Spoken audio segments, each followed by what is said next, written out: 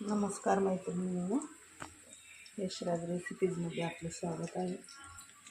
आज आपण बनवते भरलं वांगं किंवा तेल वांगं.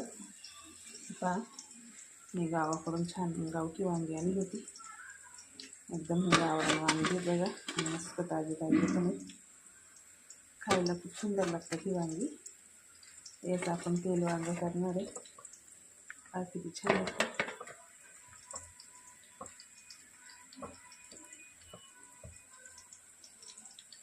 चौकोनी कांदा टाकले, चमचा जिरी पण टाकली मी त्याच्यामध्ये. नंतर टोमॅटो टाकले, कांदा टाकले.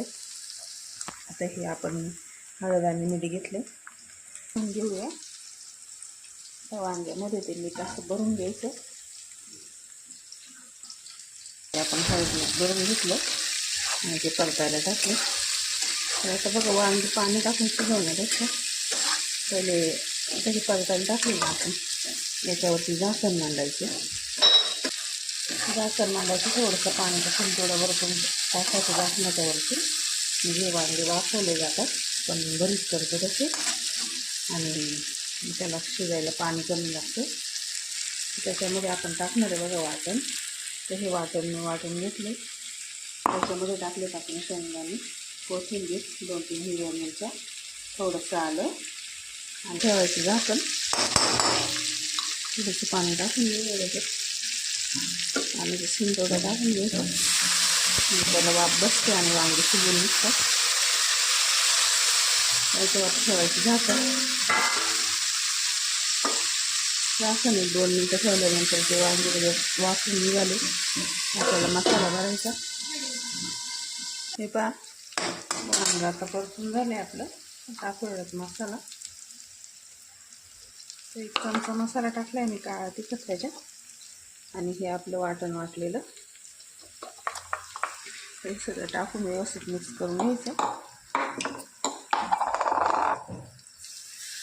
आपल्याला पाणी नाही टाकायचं आहे वांग्यामध्ये, तेल वांगं बनवायचं म्हणून. हे बघा, आपलं वांगे परतून झाले.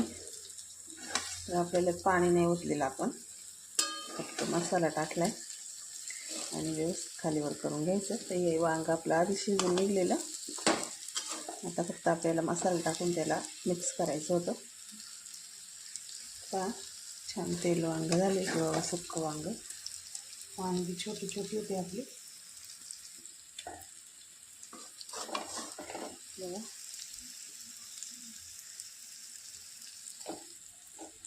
हे आपलं गावठी वांगं होतं. छान मसाला वांगं आपलं बनलेलं होतं. पाहू शकतो तुम्ही, छान दिसते ते.